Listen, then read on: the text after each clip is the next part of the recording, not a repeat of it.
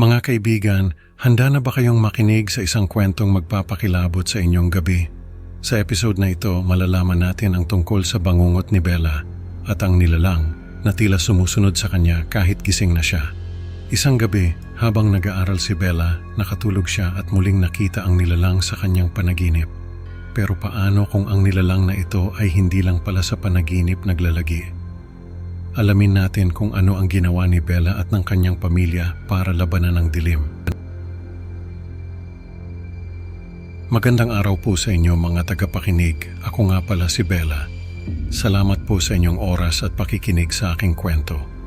Nakatira po ako ngayon sa Quezon City kasama ang aking kuya na si Dante at si Lola Zenaida. Simple lang po ang aming tahanan pero puno ng pagmamahal. Si Lola Zenaida po ay may sakit sa puso kaya madalas siyang nanghihina. Kahit ganun, palagi siyang nandyan para sa amin. Ang kwento ko po ay tungkol sa isang kakaibang karanasan na hindi ko malilimutan. Isang gabi habang nag-aaral ako para sa aking mga exams, nakatulog ako sa aking mesa. Sa aking panaginip muling nagpakita ang nilalang na may mahahabang braso at anyong anino. Naramdaman ko ang malamig na hangin at ang nakakatakot na presensya ng nilalang na umaabot sa akin. Diyos ko, ano ba ito? Bakit hindi ako tinatantanan ng bangungot na ito? Bulong ko sa sarili habang nagising ako ng pawis na pawis at nanginginig. Tumayo ako at naglakad-lakad sa kwarto. Pilit pinapakalma ang sarili. Kailangan ko ng tubig, sabi ko habang bumaba papunta sa kusina. Kinabukasan, nagpasyang magpahinga ako sa isang sikat na coffee shop sa Quezon City. Habang umiinom ng kape, napansin ko ang isang madilim na anino sa gilid ng aking mata. Nang tumingin ako, nakita ko ang nilalang mula sa aking bangungot na nakamasid sa akin. Nanginig ako sa takot at nagmamadaling umuwi. Pagdating ko sa aming apartment, agad kong hinanap si Lola Zenaida na nakaupo sa aming maliit na sala, naggaganchilyo. Lola, nakita ko na naman siya. Yung nilalang sa panaginip ko. Pero ngayon, gising ako, sabi ko habang nanginginig ang aking boses. Lola, sobrang totoo ng pakiramdam. Parang nararamdaman ko pa rin ang lamig ng presensya niya. Dagdag ko habang humihigpit ang hawak sa braso ng aking lola. Tumigil si Lola Zenaida sa kanyang ginagawa at tumingin ng seryoso sa akin. Nakita ko rin siya, Apo, matagal na. Ang mga taong may kakayahang makakita sa kanila ang naaakit ng nilalang na iyon. Kailangan mong mag-ingat at palaging magdala ng ilaw lalo na sa gabi. Pero Lola, paano kung mas malakas siya sa dilim? Tanong ko, puno ng takot. Oo, Apo, mas malakas siya kapag nasa dilim. Kaya't dapat laging may liwanag sa paligid natin, sagot ni Lola Zenaida. Habang hinahaplos ang buhok ko, pinapakalma ako. Isang gabi nagpasya si Lola Zenaida, nabantayan ako habang natutulog. Dala niya ang isang flashlight bilang proteksyon at umupo sa tabi ng kama ko. Sa kalagitnaan ng gabi, nagising ako dahil sa pagkabahala ni Lola Zenaida. Lola, bakit po? Tanong ko habang bumangon mula sa kama. Nararamdaman ko ang presensya ng nilalang sa ilalim ng kama, sabi ni Lola habang pinipilit niyang panatilihin ang ilaw na nakatutok sa ilalim ng kama. Lola, baka naman imahinasyon lang natin ito, sabi ko, pero ramdam ko ang panginginig ng aking boses. Sa takot nagtangka akong tumakas, ngunit lalo lamang kong napansin ang nilalang. Ang mahahabang braso nito ay umaabot sa akin mula sa dilim. Lola, anong gagawin natin? Tanong ko, halos hindi makahinga sa takot. Nagsimulang magdasal si Lola habang pinipilit niyang panatilihin ang ilaw na nakatutok sa nilalang. Panginoon, tulungan niyo po kami, bulong ni Lola habang nanginginig ang kanyang kamay. Sa kabila ng takot, nanatili kaming magkasama.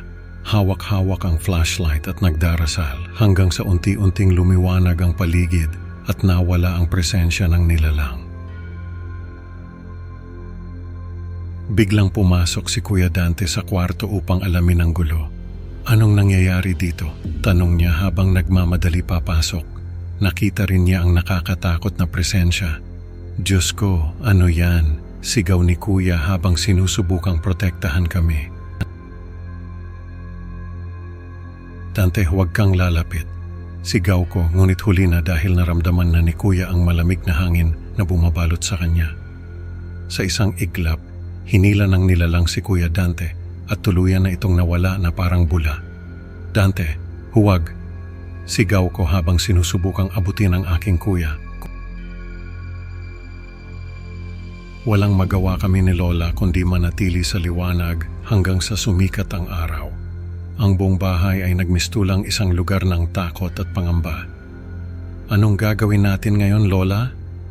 Tanong ko, halos hindi makapaniwala sa nangyari. Kailangan nating manatili sa liwanag, Apo. Hindi natin siya kayang labanan sa dilim. Sagot ni Lola habang niyayakap ako. Pinapakalma ang aking takot. Kinabukasan, sinubukan naming hanapin si Kuya Dante, ngunit hindi na siya muling nakita. Nakita niyo ba si Dante? Tanong ko sa mga kapitbahay namin. Hindi, Bella. Baka umalis lang siya dahil sa stress ng trabaho, sagot ng isang kapitbahay. Pero alam namin ni Lola Zenaida ang malagim na katotohanan. Hindi siya basta umalis. Kinuha siya ng nilalang na yon. Sa paglipas ng panahon, lalo pang nanghina si Lola Zenaida dahil sa kanyang sakit sa puso. Isang araw binawian siya ng buhay. Lola, wag niyo po akong iiwan. Iyak ko habang mahigpit kong hinahawakan ang kamay niya. Ang sakit na naramdaman ko noon, parang walang katapusan. Naiwan akong nag-iisa at kinupkop ako ng isang foster family. Ang takot at alaala ng mga pangyayari ay patuloy na bumabagabag sa akin. Kailangan kong maging malakas para kay Lola at Kuya Dante. Pulong ko sa sarili habang sinusubukang magpatuloy sa aking buhay. Hindi ako pwedeng magpatalo sa takot. Kailangan kong ipagpatuloy ang laban. Ngayon bilang isang matanda na, palaging sinisiguro ko na ang aking tahanan ay maliwanag at may sapat na ilaw upang hindi na muling magpakita ang madilim na presensya. Mayroon akong sistema ng mga ilaw at mga reserbang baterya upang hindi ako kailanman mapailalim sa kadiliman. Hindi na kita papayagang bumalik, sabi ko habang inaayos ang mga ilaw sa aking bahay. Ibinahagi ko ang aking kwento bilang babala sa iba na maaaring nakaranas din ng kakaibang pakiramdam sa gabi. Kung nararamdaman nyo na may kakaiba sa inyong paligid, huwag niyong balewalain, sabi ko sa aking mga kaibigan. Ang mga karanasan ko ay nagsilbing paalala na ang liwanag ay hindi lamang pisikal na proteksyon, kundi simbolo rin ng pag-asa at kaligtasan.